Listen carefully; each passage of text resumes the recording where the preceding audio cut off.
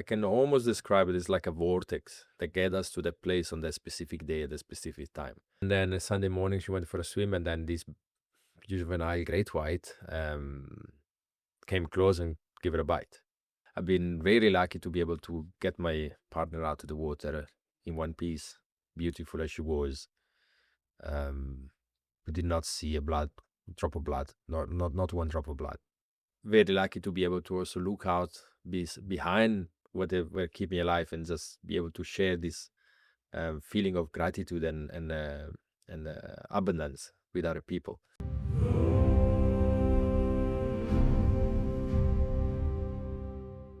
Diego Milesi, Yes, welcome to the Dan Flow. thank you.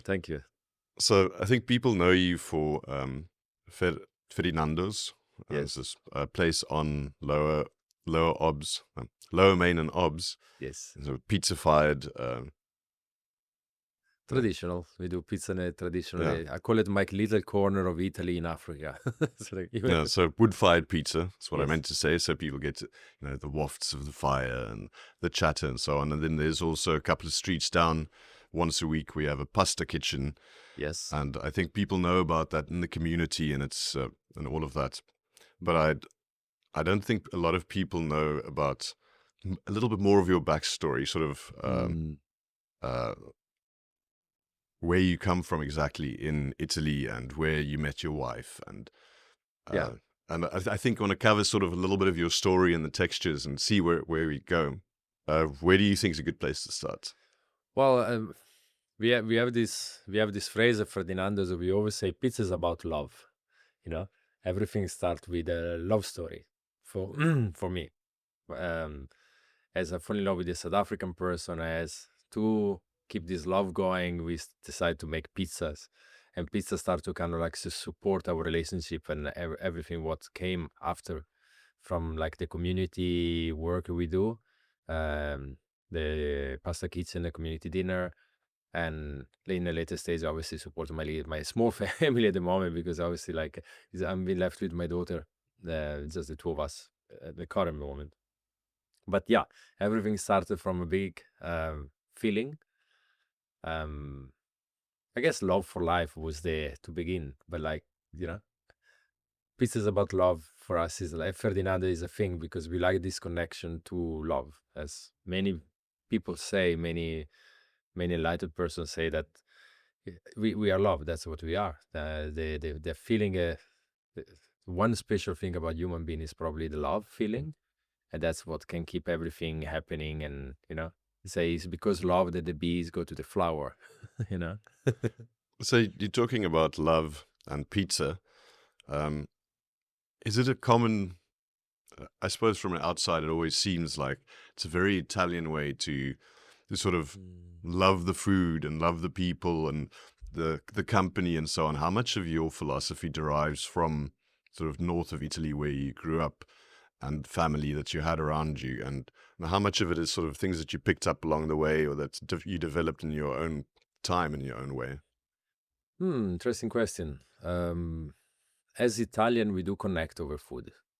Like that's like really basic. Like we always eat together. Like the fast food culture is not really big in Italy. We taking an hour off. You're sitting down. You have your lunch meal, working meal, whatever, and then you go back to work. South Africa has got America, this new world has got this like quick food. Sandwich or whatever. Italy is the place when any time of the day, like you have a meal, you have two meal a day. We don't do breakfast, but by lunchtime you sit down and you connect. And when you're sitting at the table, you're just putting off your mask and you're just like, it's just a person, and you can talk to people, open up yourself to people and have that special moment. And then back, mask, not in a bad way, but like if you go back to work, then you need to do back into the office. Okay. Yeah. You're the boss and I'm the employee, and Yeah, now you you fulfill take your our roles. positions, fill the roles. Absolutely. So that definitely was there to begin with, because it's a very big thing for me. When I meet my partner, she has Portuguese heritage, so we're lucky enough to share this kind of value, to connect Sort of over food. Mediterranean Yes. sense around food and family and Absolutely. eating together. Then obviously like one thing feed into the other. Like I wasn't like this when I was in Italy, like it's part also the process of growing up and develop your own self and get exposed to life the way you are, and you probably find the things that you want to value, the things that reconnect to what really matter for you. um and for me as Italian, for my partners Mediterranean in Africa, food was the way to begin everything. um and a passion for people, it's like it's not nice to eat by yourself, is it? I've kind of gotten used to it over the years, but so I'm quite comfortable eating by myself. But Do you? I do enjoy breaking bread with someone, right? Yeah. So when I share a meal, it's not, I don't take it for granted because there's something special about eating with people. Yeah. Well, I say meal, but like I guess there is many way to connect to people, like that. I think like end of the day you can break it down into we are social being. It's good to have that exchange. It can be like a few jokes. Can be some people go to church, some people go to a pub, some people stay in a family, some people play soccer. Like you have like the kind of like a common space which you connect, and I think if you look behind everything, it is like there is the love for something, you know, and that connection with love is also something funny because it's difficult to explain love as a material thing. Can take so many different shapes. So yeah, for us it's a branding line, Peace is about love, but like I think really believe love is what move anything we do in But our it's daily a action. branding line, but it's also true. You actually believe it. I do live it. So Yeah, I mean, it's a slogan that comes from a real sense of your understanding with food. And yeah. how does that look in practice in, let's say, in the restaurant? What's, if I go there and I have a pizza, Mm. how am I going to sense the difference between a place that just makes food and a place that Should puts come and love in the see. food? Should come and see. I think yeah, the feeling is in the air. Like it's like you should feel like when people are welcoming you, when people like are doing serve you in a certain kind of way. Happen to me to go to places that you sit down and you just get this is the menu, this is the best dish, this is the special of the day. Thank you very much. Done. Right. Um, honestly, like as a owner of the restaurant, then I try to be there as much as I can, and do that. And I'm very blessed to have like some very good stuff which they can give the same feeling to my customer. So whoever walk into Ferdinando, I think is like feel part of something quite unique. Not well, first of all, the pizza is great, but you don't know that at first place. But we have a very bright, colorful place. This is like quite a busy environment of people get engaged into like looking into things and just make themselves like you don't feel like kind of stiffness of like some very fancy place or rundown place or some kind of like dodgy. No, it's very colorful inside, and Yes, it's colorful. My partner used to put a lots of decoration and lots of little things. Um, we have a lots of first dates, or Tinder dates or whatever you call it nowadays, coming to Ferdinando's and they get like the intimate table, and when you like quite like a awkward vibe, and you can see them. There is it's always something to look at, so you don't just kind of staring at each other. So it's like, like, oh, look, this is pretty. yeah. That's Oh, nice. why they put that today? And like, that's in a way help. The pizza does the work. Like when we start to eat the food, then you feel because it's the love as for people, so it's the way you are welcomed. If we're not spinning around, at sometimes happen we're super busy and spinning around, and then we have to kind of like acknowledge you, but then run in and out. Otherwise, like was you there? Not necessarily because I want to try to sell you something, but because I want you to kind of like enjoy your time here. Then the food come in, and the food, Italian food is comforting. That's what I would say yesterday to some customer. Like Italian food is designed to be comfort. If you eat a plate of pasta, if you eat like a pizza, if you eat whatever is like coming, it does born from a home environment and from a very sustainable point of view. Pasta is quite easy to feed a full family of 3, 4, 5, 6, 10 people. You make like a big pot of pasta, you can just sustain your family. So it's very much sustainable. But then that there is the warmth to it. Like when you're feeling it, you can overdo it and feel like, you cannot roll off the chair because like it's too full. But should deliver like the food should be the part of that, yeah. It's different, interesting to see like how because obviously like I'm talking as an Italian, but I'm in South Africa. South African exposed to food is exposure to food is a little bit different to what I grew up with. The taste buds are different, I notice people here tend to connect a lot over braai, so purely kind of like a 80% meat diet. I became vegetarian through the years. So I can see. Sure, you're vegetarian in one of the greatest braai countries in the world. And Yeah, believe it. Where that's come about? It's like I did roast a 30-kilogram pig or 20 kilogram. I think it was 20 kilogram, a piglet, for Christmas one year. And then obviously it was too much meat and we couldn't finish it all in one day. So I found myself walking around town with this like half a pig with the head. So there was the head and the roast. And it was interesting, like to get people. It's like, what is that? Take it off my table. It's like, what? It's don't you eat pork? It's like, no, no, yes. It's like, so what's the problem? I don't want to see the face. I'm like, okay. And I just try to turn it to show the ass of the ring. But like, that's also for me was like, okay, we a bit detached, like for what that's my personal choice of being vegetarian. It's like we detach where our meat come from. Who is the meat that you eat? It's not just a meal, Yeah. It's a sentient being. I know the Sun people, the Bushmen, have when they hunt, and they famously run down the prey, and then like until it's tired, and it's just standing there, and then close range shoot it with a bow right between the eyes. Yeah.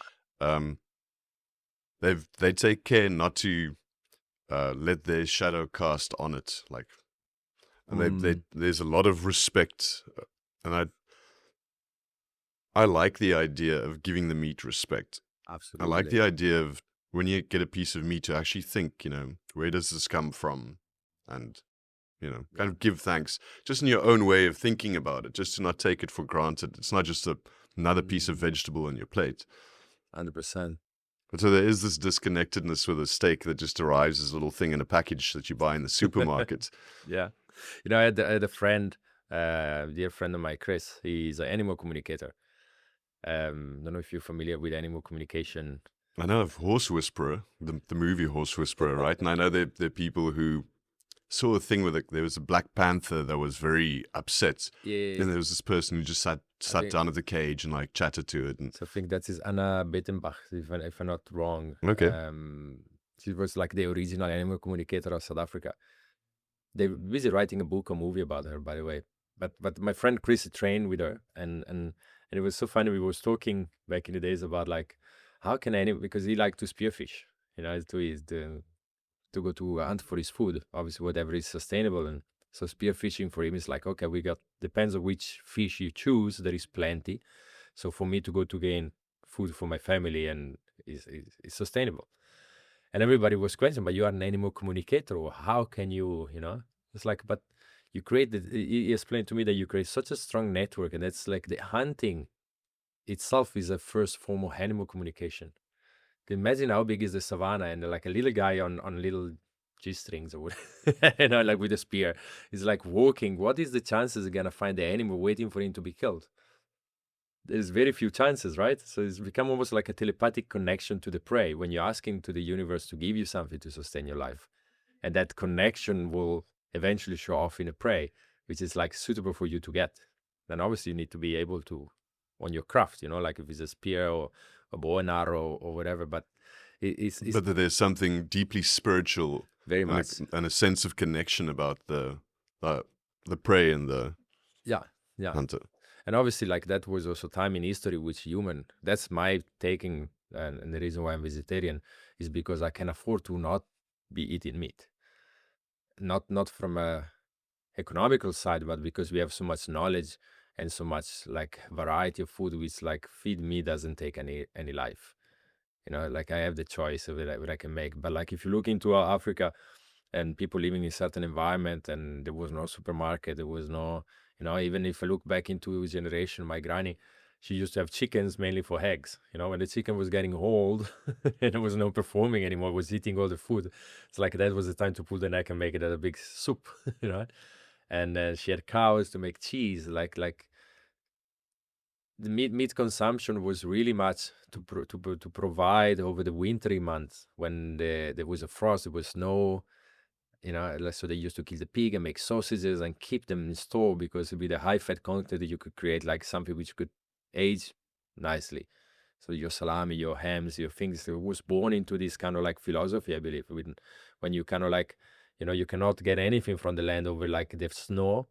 So you in fact the pig usually get killed end of the summer towards autumn, and then it gets stored. So like through the winter months you have your pap, your polenta, your grain, whatever is the source of that, and your cheeses, and then the meat was there, and that was like to survive the months when there was nothing coming from land. So this it become very, very, and each life was taken for necessity or for a celebration. I think African people still do it bigly for celebration nowadays, like the wedding, and they became adults or whatever. So anyway, so that's like a little. So but you definitely do serve meat at your restaurant. Like it's not. I know. I mean, I stand. It's a personal choice. I have different hats. Like it's like in my restaurant, I'm the head chef, so I stand for my tradition. I stand for the certain way we handle the dough, we preparing the food and we delivering the food, and I try to do it as authentic as I can. Then obviously I need to be a bit contemporary because, like as I say, people have different tastes. But the famous story about the pineapple on pizzas. So by the way, do you serve pineapple on pizza? That was the first pizza I ever made for love in Italy. After being kicked out from a restaurant because my partner wanted salami and pineapple, and the waiter is like, "Non siamo in Inghilterra, ma siamo in Italia. We're in Italy. Get out!" So I do. And I believe it's actually a great combination in a way, like with the salami, not much with the ham, but the salami, the spiciness, the peppery black pepper, and the salt of the salami, but balance with the pineapple quite well. Have you tried anchovy and pineapple? Anchovy? No, I never. It's a weird one, but I've tried it. It's quite interesting. We do have one with mushroom, capers, and pineapple, which is eventually my partner turned vegetarian and she wanted to recreate that experience of the salami and pineapple, and she designed like, okay, this is like mushroom, capers, olives, and pineapple, or just maybe there wasn't olives. I'm confused now. What's the olive and caper to create the saltiness that you? Yeah, so I can see why anchovies can fit in there too, because it's kind of like a, Yeah, it's right in that Puttanesca family. You see, in Sicily, they was telling me like back in the days, like, you can be vegetarian, but you must eat anchovies. Anchovies is a medicine. It's good for you. It's like, yeah, well, I believe it. Like there is that the mineral content, the potassium or whatever you find into fish, and the fish oil and a diverse diet, I think, is the key. But like nowadays, also, we was mentioning earlier about the Tao. The Tao is like everything should be in balance, and the balance can be in your life, in your whatever is close to you, but also in your neighborhood, in your cities, in your country, and worldwide. You need to see what take you out of balance.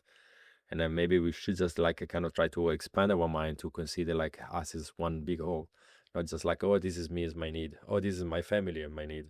Yeah. Oh, no, I'm Kryptonia. This is what we do. Oh, maybe no, as a South African or Italian, perhaps, that's how we are. So that's right. We stand for our tradition, but also in the same time, because it's good to keep the tradition alive. Certain flavor, they got history, but also we need to be kind of like more conscious about like what those traditions take towards some time, an excess is an excess. This is reminding me of this. I want to say it's called the overview effect. Mm-hmm. I'm not having a great day with words, actually. But welcome into my world. But it's this idea that the astronauts, like people who go into lower orbits, or they suddenly realize, like you look at the planet and you realize, because you can think about it a lot, but to actually experience it and see how thin the atmosphere is. You've got this tiny little ball floating around in space with this incredibly thin sliver of atmosphere. And everything that's under there is actually sort of the Gaia idea, right? It's like Mm. a single organism. We're all dependent on this tiny little place, this sliver of air. Mm-hmm. And then most people are sort of oblivious to the fact that we are actually, we're actually much closer to each other than we realize. We break up in little factions and fight have tantrums about all kinds of small little things. And Absolutely. I went to the Kruger for a couple of years back for a friend's birthday party. He wanted to walk through the Kruger and sleep in the wild. okay, and that's where the lions and everything. So Yeah, you're walking with guns. yeah. Well, there is two guys armed just to protect, but the gun is, is resting about a meter from the guy in the sleeping bag at night. So it's looking at it like, is something happening? Is it gonna be fast enough to get the gun? but yeah, apparently, you need to understand the nature to be able to be there in those conditions. But what really stand out for me is how quickly you can adjust, or I did adjust to that environment. From notice then, my partner passed away after in the wildlife, like after a shark attack. So now going to Shark attack. it was a shark attack, yeah.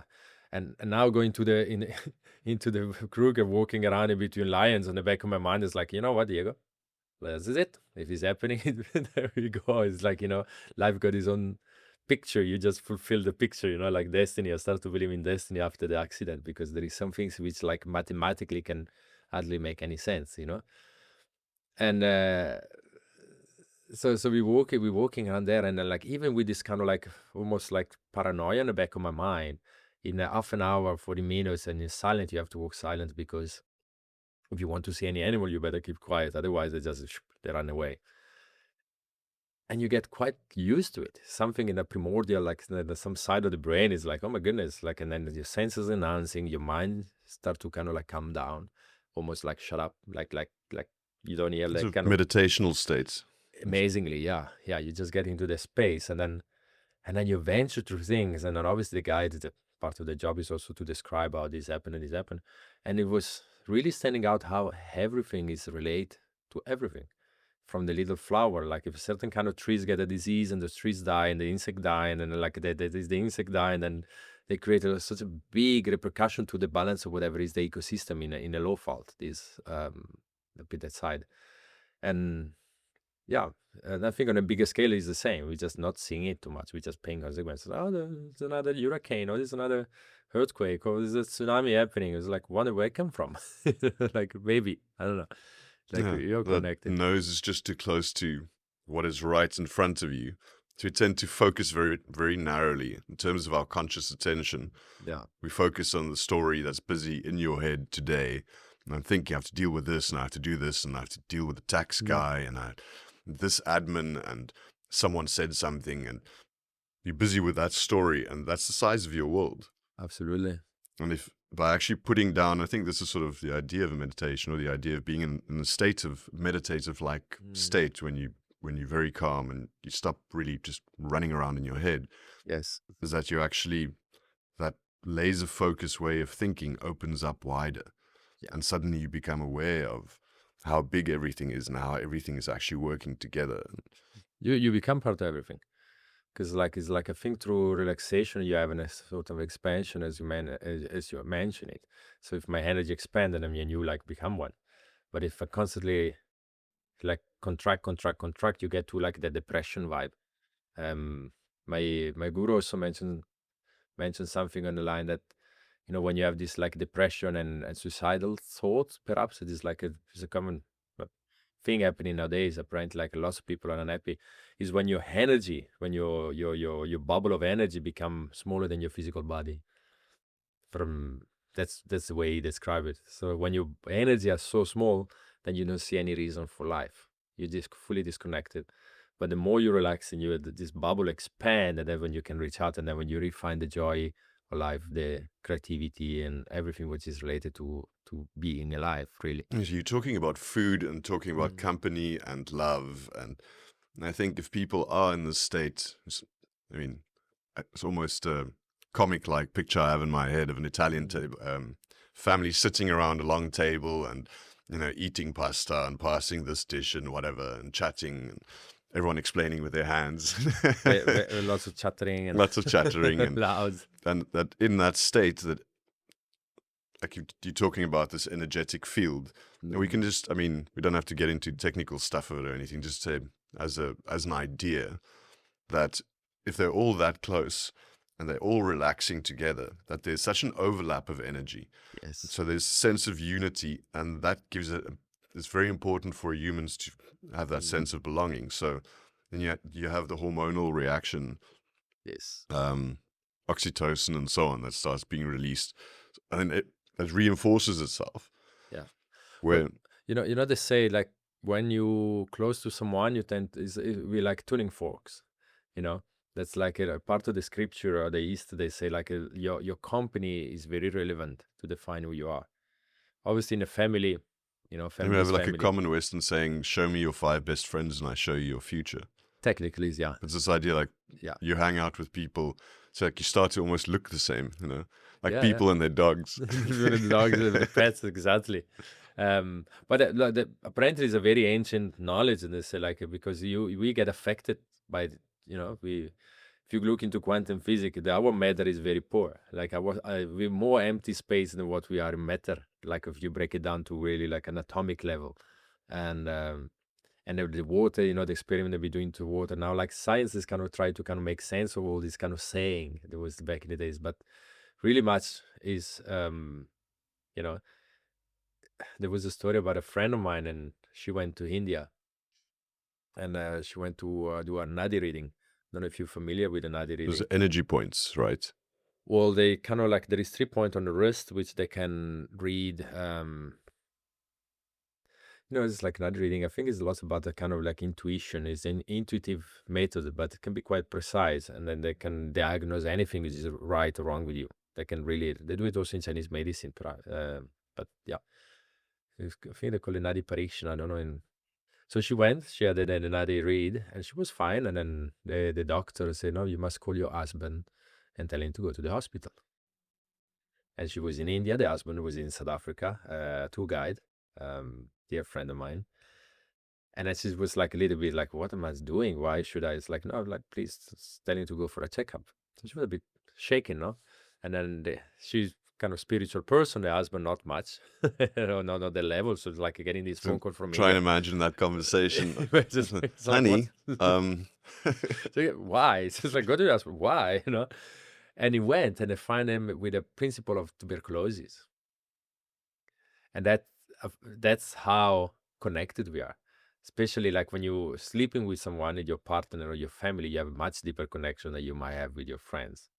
So, like it's on a superficial level is what we like to do. Of course, it's good to create good time, a good memory with your family, because you know what? You cannot choose your family. You got it. It is what it is. And it's also that acceptance, which a lot of people, or it's difficult to deal with.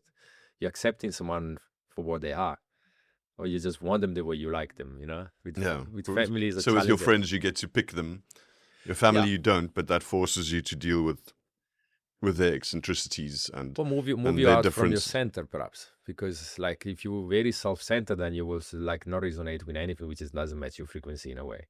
It's just like then with your family you get like to kind of remove the self. It's you there, but it's not me. I don't know if that can make sense. Yeah, sort of play your role. Yeah, just play your role In a way. Yeah. I mean, and then as much as like we can talk on a podcast, and what we say might be helpful for other people, when you're sharing space with people you don't like, or you're not necessarily like, not necessarily you don't like. I mean, you like our family, but I mean, like, Love them, don't always like them. exactly. That's the point. That interaction is happening. I often thought in my when it was a big philosophy for me growing up, and I resonated in my mind. I never really logically thought it, but be free to be wrong. It's like to be able to make mistake, and it seems like quite a difficult way to be nowadays in society. Not to justify bad, like we've wrong spoken choices. about that a couple of times before. I think especially with social media, and there are cameras everywhere. Everyone's got a video camera with them. Yeah. And so they say one of the reasons why a lot of younger people, The camera. Gotta make sure. So one of the reasons why a very few young people actually drink is because in those early years where other generations would have been experimenting with drinking and maybe getting drunk, and uh, it's terrifying for them because you get drunk and then someone takes a video and that's it I'm aware. forever and ever. This is who you are now, You get labeled. and so people become very scared of coloring outside the lines or experimenting, trying things, and like you say, try something and make a mistake and go, oh, actually that was a stupid idea. Let me not do that again. Yeah, that's why I say it's a precious thing. It's a precious thing to be able to make mistake, to be able to not be so self-conscious about what, you know, the way you will appear. I like to do this, but what the other people gonna think about it? I grew up in a small village, like that everybody know At San Pellegrino is like I think 500,000 people about at the moment. Yeah, about maybe a bit less back in the days. Maybe it was more 400,000 when I was growing up. But like it's tiny and it's in the bottom of a valley, so everything's Nothing gets out. Nothing get out. There is not even crime because there is Except one the road in and amazing one road water, out. right? Yes, the water Famous is for great. its water. The water is very So good. at least you grew up on good water. Yeah, we had to go to actually like, we could get the San Pellegrino water still, like without bubbles. Yeah, San Pellegrino is not naturally sparkling. That's not the magic of the water. But some people do think because it's so popular, but it's thermal water. But all of it go into bottles nowadays. It's like it's a massive business, which employ lots of people in the village, which is good. And then we have one tap left for the resident in the village, which are not resident then anymore. And that's a public tap that just runs all the time, right? Yeah, but they say there is a sign that say only the resident of the village can collect the water from there. So now, because I'm resident in Africa, like every time I'm like, Late at night. nobody's checking with the major pulling up with a bicycle in the village. It's like just put the 5 liter bottle. It's like hoping nobody can ask me if I'm still. It's funny.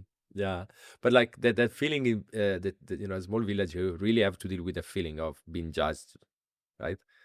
You used to kind of go off and having our drinking moments, as young kids experimenting, and drinking culture is big in Italy as much as in South Africa. But then, yeah, everybody know everything about everybody because always someone seeing you either leaving home or coming back home or behaving a certain way, or they see you at the bar, like especially when you're a teenager, you're not moving much because you have your little scooter, you can go to places, but like you're there, 5 kilometer down area. And now with the social media became like like international. Like if you do some, like those 6 7 or whatever it is, like there is so much nonsense, and then they become funny for one person, and then all of a sudden they're funny for 200,000 people, and then it become like a meme. And in the same way, I feel like there is the same risk for embarrassing moment to get so Yeah, you're hectic. sort of trying an idea and playing with something, and Yeah. And on the other hand, what's happening that what you see online is just the perfection of the perfection most of the time, right? If you're looking for anybody like your sports, let's say you're a soccer player or whatever, then you constantly compare yourself to the top of the top.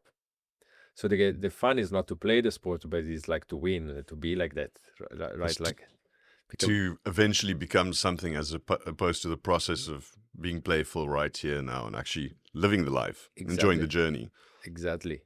And I think that in the youth that is quite present. So you're not, I say you're right to be wrong, but in reality, it's like just to live life fully, without like any precise outcome from whatever you do. So we're touching on San Pellegrino, and you said that your wife came from Portugal. Well, South African, second generation South African, but like a family from Madeira. Okay. It's still Africa in a way. It is Portugal, yeah.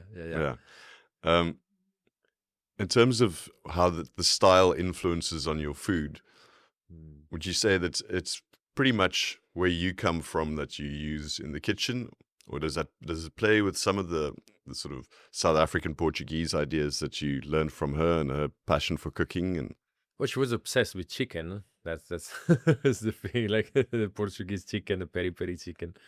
They're not really. See, the Italian food and Portuguese food is very popular in these days.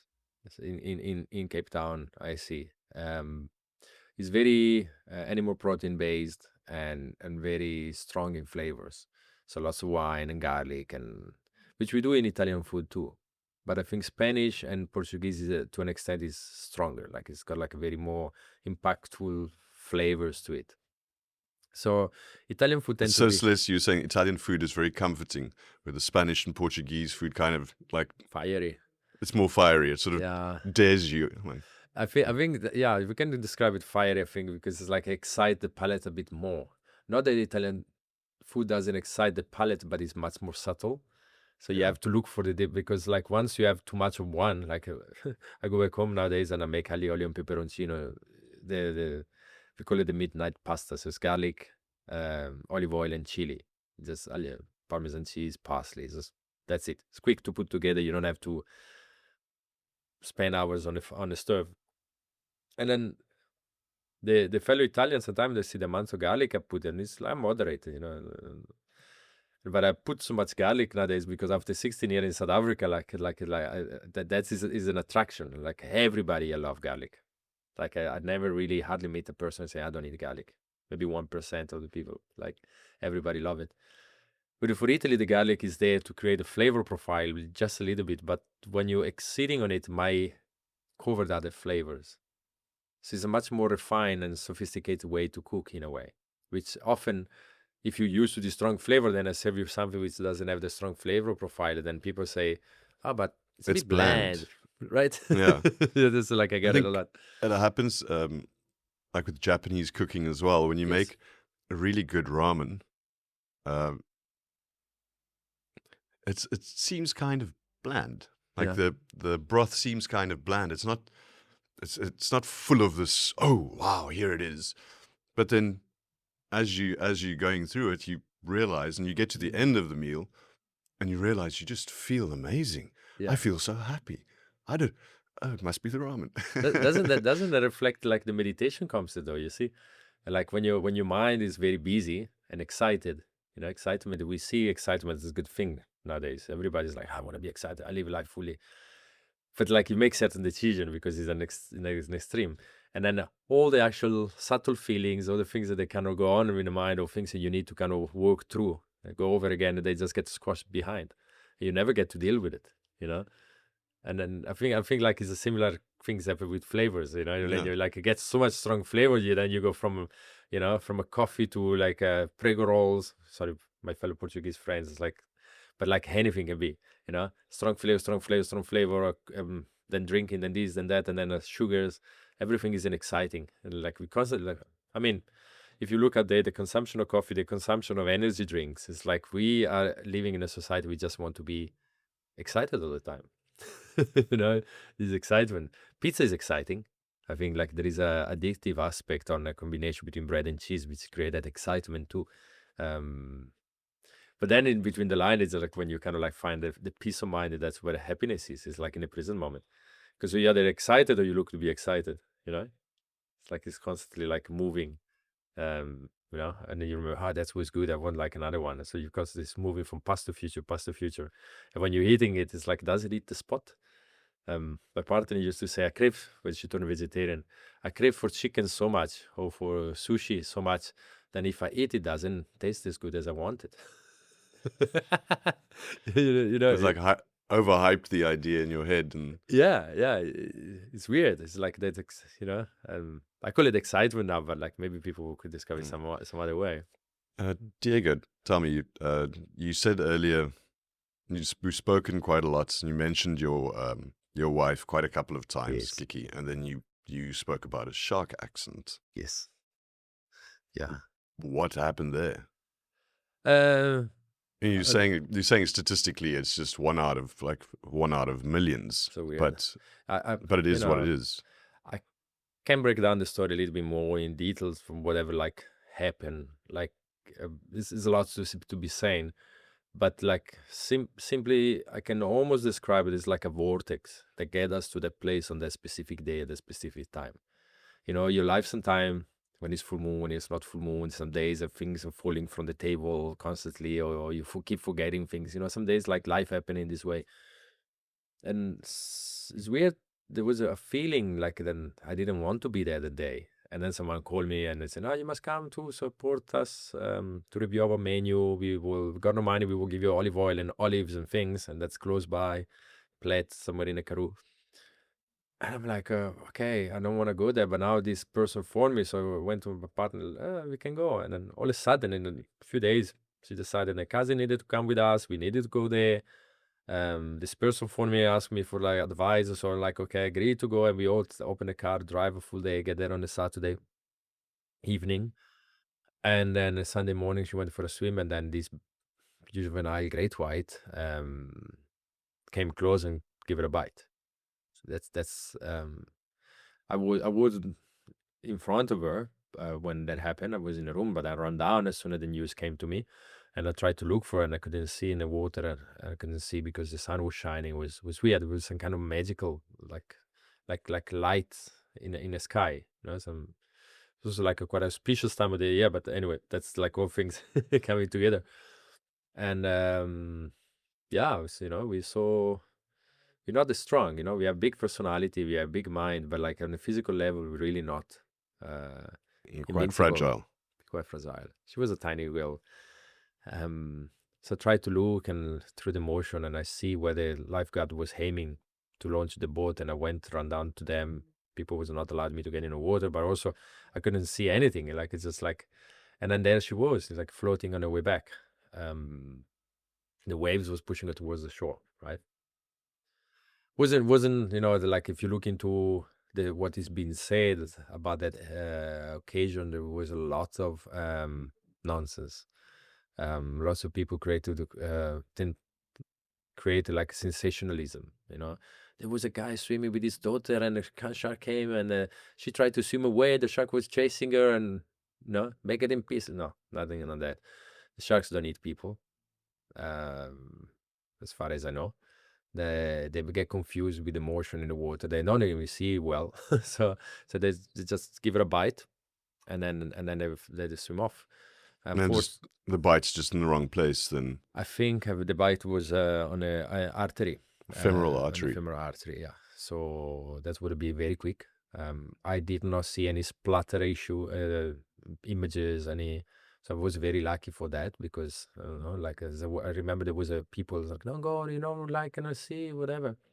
I've been very lucky to be able to get my partner out of the water in one piece, beautiful as she was. We did not see a drop of blood, not one drop of blood. So by the time we found it, probably the blood was already all gone out. So it's probably bleed to that. And then the lifeguard kind of like carry out.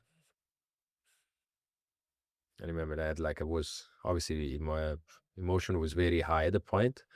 Lots of sadness, lots of anger, lots of fear. Like you become one with this energy. Like when you are like I was in a relationship for like 18 years or so with her, and like it's like you're losing a part of yourself.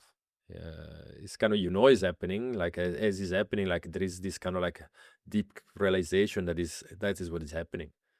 Like there wasn't a clear understanding of that, like but the mind it just kind of refused, like, no, this cannot be true, this cannot happen. Then I walk into the room to say goodbye to her. My biggest fear was like, how can I explain to my daughter, because she was only 2.5 years old back then, and it's like really much attached to mom, and the booby vibe, like kids like breastfeeding story was. And I take my daughter in with me. So when I went into the room, I take her my arm and I say, let's go. And then she was like, where's mommy?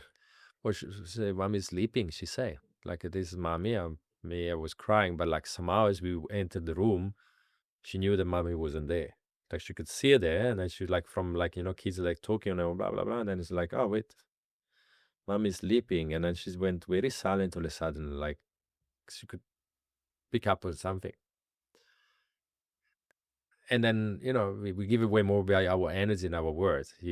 Sometimes happen, you walk into a room and you just see people's face and you already know what it's about, right? And then like if someone say welcome, like there's not very welcome sometimes, like so like there is a lot that we kind of transmit through our life force, through our energy. And I think that's when daughter pick it up at the point. And I think mother start to walk with her from whatever other side. I often say we never really break up. It's a part missing because you're like you're not part of the connection. But like from another side, it's like when you have a breakup is when you kind of agree to not be together anymore. Like that's why when you get married, they say till death doesn't. I don't know how the phrase it Till in. death does you part. Yeah, Do us part. yeah. So that does, but the connection somehow I still feel it through my daughter, maybe more because like I still have like something in common, and I do believe we have so many people in the other side. Um, we see life as we are the future. My mom and dad make me to prosper for the family to come, and so we always project into the future, right? So I can make 2 kids and 3 kids and 4 kids or whatever. But then you look behind it, there is like 2 parents who make you, and then it is 4 parents who make your parents, and then there's 8 parents who make them, and then 16 and 32 and so and so. So how many people take to come to you is almost like a pyramidal.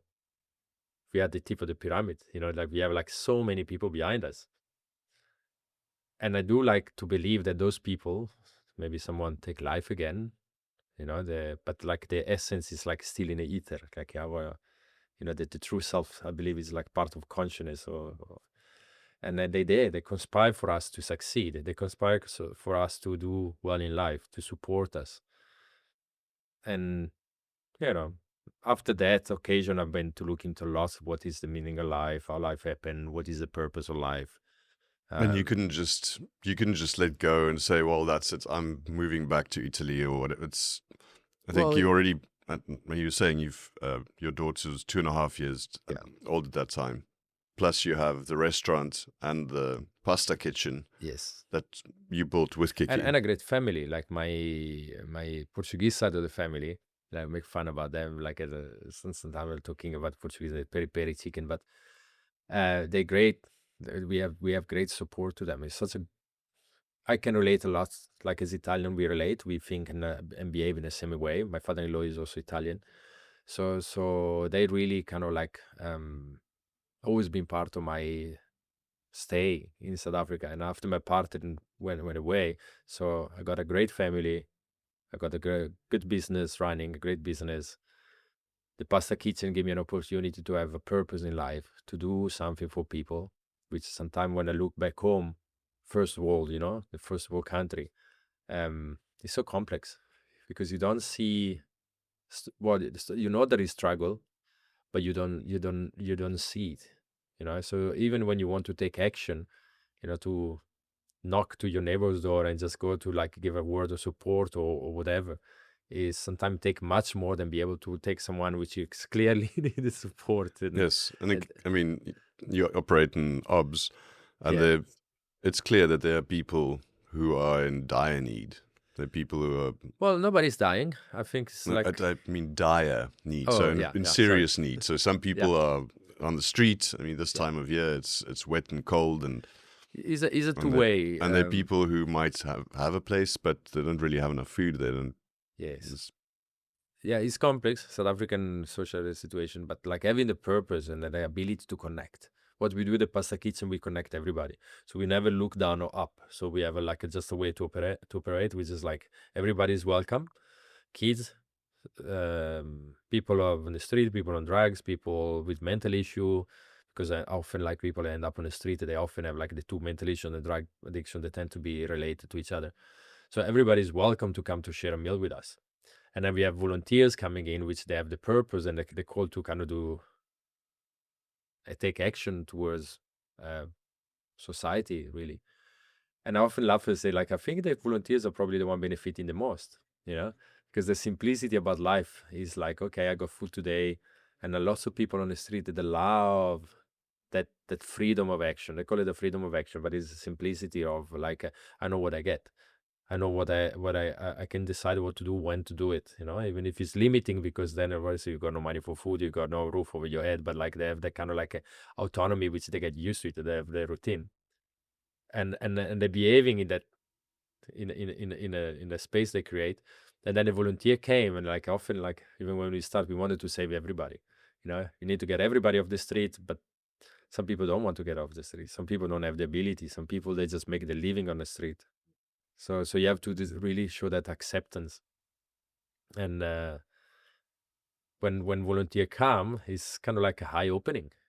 That's why I compare a lot to grow up in a technically a first world country, which if I don't believe is the right terminology anymore, because there is things going up there. What does like, it really mean anyway? yeah, maybe for the economical potential or how much money the country move. But then if you look into the social, like there is more. I often like go back now to Italy and come out like with some kind of like dream. I know, like I'm a bit of a dreamer. Like, maybe I should do this, maybe I should do that, maybe I should start this business, maybe I should. And I like to see everything as possible. And when I talk to people back home, often it's like, why you all do that? No, but that's gonna be a lot of work, Like there's always the kind of like, it's like it's like, can't someone else take care of that? It's like, but yeah, no, it's like why you want even bother? Like it's very negative in a way, like the sort of way people apathetic. perceive it. Yeah, I think there is probably a reason why everything happened in the way, like Sure. due to regulation and over frustration over like too many rules and taken in place. And when here is like a bit more anarchic in a way, there is a system in place, but it's not super strict, so people still have freedom of action. So you can still dream. And I started my pizza oven by installing I started my pizzeria by installing a pizza oven in a lounge, and start to make pizza for people for about a year and a half, and In a rental apartment. in a rental house in the Vatican. And I was like, in Italy, they would have probably locked me up, fined me. Here, like I borrowed like some money. It wasn't much. It was like about 16,000 rand back then, and I managed to start a business which now sustains 15 families. But in Italy, like it would probably be like, okay, this guy, what is he doing? Lock him up, lose a house, lose the money, probably get a fine, and get a criminal record too. Some kind of see the different approach to life. Yeah. So I never considered to run back to Italy as something better there. No, I think I got a good deal where I am. I love to be in South Africa. I love to be helpful and support where I can. We have a few initiatives going on. The Pasta Kitchen is one of those. But there is also like this movement called the Youth Leadership Empowerment, supported by the International Association of Human Value, which I, in my capacity, not as a business, take part and support with teaching yoga breathing technique into the location, and try to create leaders which can uplift the community in the location. Because at the moment, the bigger problem to uplift the location is be regularly going in and out from there. Like can become quite dangerous as you're not part of the community, and there might be crime. If there is the Italian guy driving in and out with his Audi all the time, then people might start to see the pattern, right? Yeah. And lots of ladies, they feel like to be useful in charity and supporting. Yeah, like but this. going into the location comes Yeah. with certain risks and so on. Yeah. You want to help create opportunities, and you're saying young leadership and. Well, there is plenty of initiatives, like there is lots of things, but I noticed that one of the limit is that like whoever feel compassionate and would like to do an effort, that it feel unsafe to go in certain areas. So like the way I had like this project, which I believe into, support the International Association of Human Value, support us with the Pasta Kitchen from years, but it's like a big movement which work globally. Like was founded by Shri Ravi Shankar in India. The person I love to call my guru, because he's like such a role model. He's such an inspiring person. He founded the Art of Living for anybody who want to find themselves, and then he just kind of create this movement, which is like is there to uplift society into stress and violence free society, as we can all live happily, and there is more than enough for everybody. It's something that people don't like to talk about, but there is plenty. So this youth leadership empowerment is like the latest project we open on. And anyway, so it's something that you're working on by yourself. It's not me by myself. It's a big thing. It's like but you're involved in but that. I'm involved, like, and that's reconnect to the idea of be able to like I find myself very lucky, because to a skill which I was given by birth, By your birthright. In Italian can make pizzas, I always tell kids it's two secrets for make good pizzas. One, you need to have an Italian man touch the dough. And the other one was like to hold your breath when you put it in a pizza oven. Like when you scoop up the pizza. And I got a picture of those kids with the big chicks just holding the pizza spade. It's just, but yeah, like the knowledge of the product come because it's our food. If you growing up eating something, the flavor, the way to deliver it, the atmosphere, that is like it was given by birth, and I managed to get that into a business which is able to support me and all my, as I say, 15 family, depending on Ferdinando's at the moment.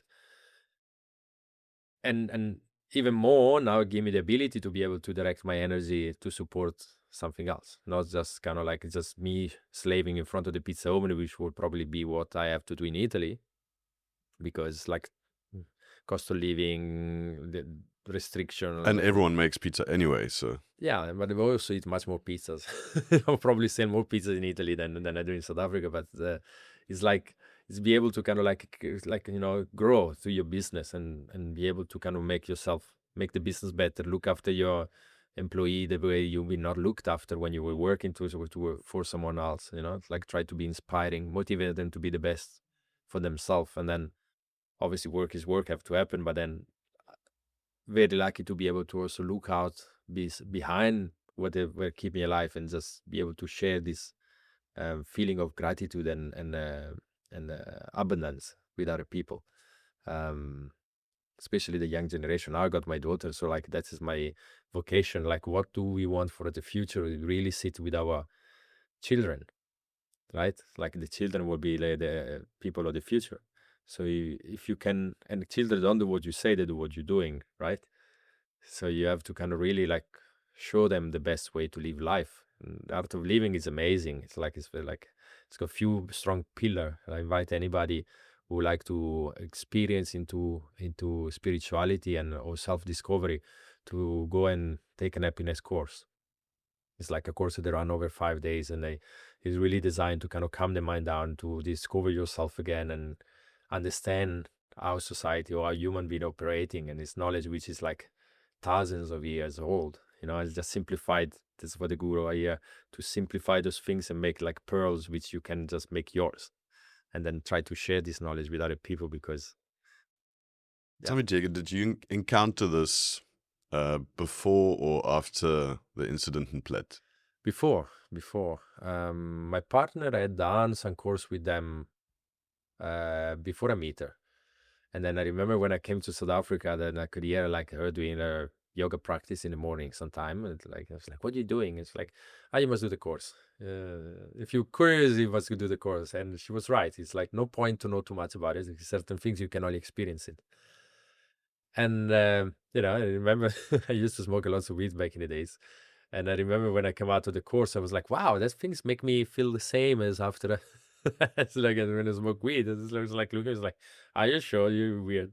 But like, that kind of easiness, the happy vibe, that kind of, and so for me, it like wasn't really relevant too much. Like I was playing with it, doing my practice on and off, enjoying the vibe, understanding everything. But like I was too busy with life. My mind was still like very happy into partying a lot, and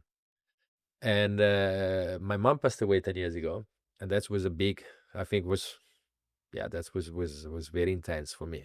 I was very close to my mother, and yeah, life started to spiral down, like a downward. I was like not in happy space, and I almost lost my relationship too, because I was like really like not self-destructive. I was like in a destructive mode, and then then when the practice came up again, like this course, this happiness course, I went up and I did another course, and then give me the tools to be able to deal with whatever was going on, and the clarity of mind to understand what I was doing wrong. Because that's especially when, if you say drink for celebrate, not drink for forget, like sometimes you get into the kind of easiness of drinking or smoking and feel like you really not see things clearly. You cannot even understand that you are where you are emotionally. So like I take a break for that, and then I find myself, and then since then the practice has been more consistent. And of course, it is that practice which helped me to go through whatever happened to my partner that day. and maybe through the practice, kind of like give you some insight. Sometimes, like, you know, when you're in tune with yourself, you can kind of in tune with your surrounding, and you can feel when things are not working.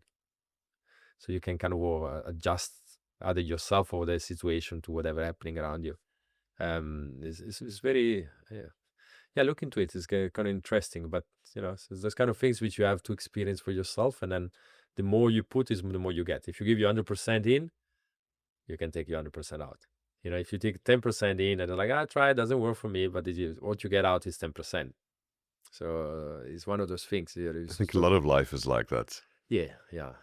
But it's also what he was saying about, like, be scientific, you know, like there is things in spirituality that is will tell you that you must believe, you know, and just believe, which is a good is a way to see it, and then there are people. There is the other way of Come try this thing, experience it, observe for yourself. 100%. What do you see? How do you feel? And then see what work for you, not work for you. If it's any good for you, then embrace it. If it's not working for you, then it's not meant for you. Then move on. Discard it. Yeah, exactly. That's the beauty. It's a free world, but free life. And yeah, I still practice a lot. Still practice my Sudarshan Kriya. It's a Kriya set of yoga, which is like take as little as like half an hour in the morning. I like to do in the morning, just set me for the day. So people wake up and have a coffee. I wake up and I do my breaths, and then for the day I'm clean. It's very powerful. I used to smoke cigarette also a lot, and the only thing I could kill the craving for cigarette was this breathing practice, which is like, you know, that's, I always say Italian, we quite good. We have good addictive personality. That's why we have so much good treats in the Italian culture. You know, between the sweets and the food and the aperitivo, and this is a country where people happily smoke everywhere. Still, like there is, well, not everywhere. Like there is low restriction, but it's like, you know, tobacco smoke is not seen as something negative in Italy. It's like it's something you do or you don't do. You know, yeah, it's like, oh, you're gonna die. It's like my partner's like, you're gonna die. It's like, in Italy, it's like, I can finally have a cigarette guilt free. You go to Milan, you can smoke anywhere, and you will feel like very well and accepted. you don't even kill the cigarette, right? In No. Milan, I know they say that it's bad luck to kill the cigarette, so you just flick it. Yes. You just It's a flicking. It's actually quite a good skill to have, and it's like quite rewarding when you hit the spots. Like especially the rubbish being far away, you're getting it. It's like,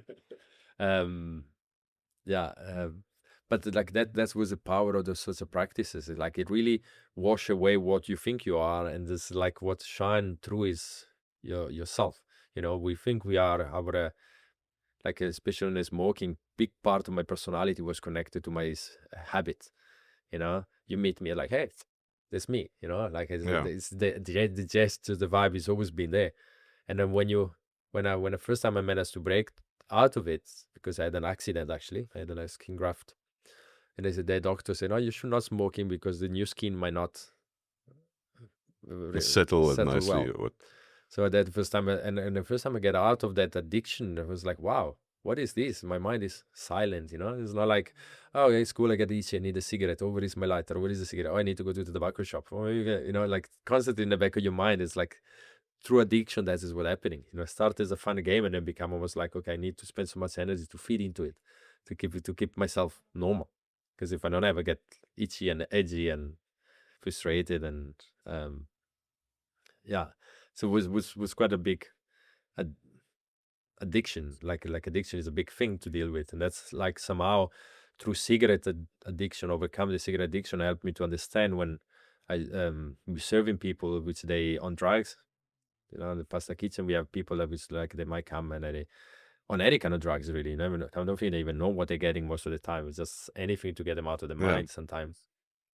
And you tell them, like, you know, you can be bad, but if you've never been there, it's quite difficult. Like lots of people's like, just give it up. It's so easy. You know? There was an ashtray one. It's like, stop smoking is the easiest thing I ever done, and I did it at least 1,000 times. You know, it's like for it was like 6 hours between my life. I stop for 6 hours and I can start again. You know? And when you see like people, because like addiction really kind of crawling in your being, and you think that is what you are. You know, I am. It becomes you think it's your identity. You believe it becomes part of the persona. Yes. You Yeah, don't realize that you aren't just the persona, you are so much more. But exactly. most of the time, and we were speaking earlier about sort of the laser focus and the broad focus, that laser focus always looks through the mask of the persona, Yes. right? And You can be there anything. and Like, there are these ways, like you say, there are breath techniques, and also I think we'll drop some links to things in the description. yeah, yeah. But there are all of these ways that might help people to move through, difficult situations, Mm. addictions, and just negative thoughts, or Yeah, or even like just purpose. Like sometime, like maybe there is a lack of purpose in life. You know, it's amazing. Like when you experience it, obviously, like as I say, like do the course, you will figure it out. But there is so many things that they unlock. Once you unlock the first, like everything else around is unlocked. It's almost like one of those complicated like locking system. Like you and then know, it just goes, yeah. there, now it And it was works. like, oh, but that's wait, I used to do these like a rather silly thing about flicking the cigarette. That was always been a thing for me when I was smoking and flicking, smoking and flinging. Like San Pellegrino is not far from Milan, so that's where we get it Yeah. from. But and nowadays, when I see people who are like I see cigarette in the pot plants, Like, why, and why that's would you just do that? exactly, and it's like why people don't think about it. But then, and then, and in the process of stop smoking, I had like a time I was like off cigarette, and I just see cigarette everywhere, and you used to get frustrated. And then like I had a fall back and a relapse and into the smoking, and then like yeah, 3 weeks or 2 months later, is me flicking cigarette is everywhere on the side of the road. I'm like, and I was like, what am I doing? But why am I doing it? You know, like they like taking consciousness, like this is the things that irritate me the most, but yet now I'm doing it and I get some kind of weird pleasure out of it, you know, like Yeah. so it could be we there is Yeah. no probably explanation of why that happening, but like Oh, I think there are all kinds of explanations, but yeah, I we mean human organisms, it gets pretty complicated, and it exactly. becomes complex at some point It as can be well. anything. I mean, like Yeah. it's difficult to dig into that. So like instead of like dig into why, just give it up. Yeah. You know, it's just Diego, I'm just aware of time, but I yes. feel like we could actually sit here and have a conversation over the next like couple of hours. Where can people find you on social media? Maybe support the Observatory Pasta Kitchen, Yes. or Well, you can support the Pasta Kitchen on the Pasta Kitchen. I think there is a web page. You can find us on Instagram and I think Facebook also. Ferdinando's Pizza is also on Instagram and Facebook. Um, I'm very much hands-on, so try my best to be active on social media, but come to visit us, 205 Lower Women Road Observatory, for the pizza. And if you want to come volunteer at the Pasta Kitchen, I often say is running every Wednesday from St. Michael's Church in St. Michael's Road Observatory, from the hall of the church, every Wednesday at 5 o'clock. For the service is 5 o'clock to 6 in the evening. So come, feel inspired. If you have some time in your hand, if you have anything you want to share, if you're an artist of some sort, musician, poetry, if you like to bake and you have time in your hand and there's a little bit of extra cash or some treats you want to share with the kids or the adults, I often say just don't come to do what we do. Come and see and feel inspired and just like maybe, add to it or start it somewhere else, like but come because it's always good to see people and see the diversity. Yeah, that's where we are in OBS basically. excellent. Hmm. Diego, thank you very much for coming today. I Thank really you. enjoyed Thank this. you very much. Really appreciate it.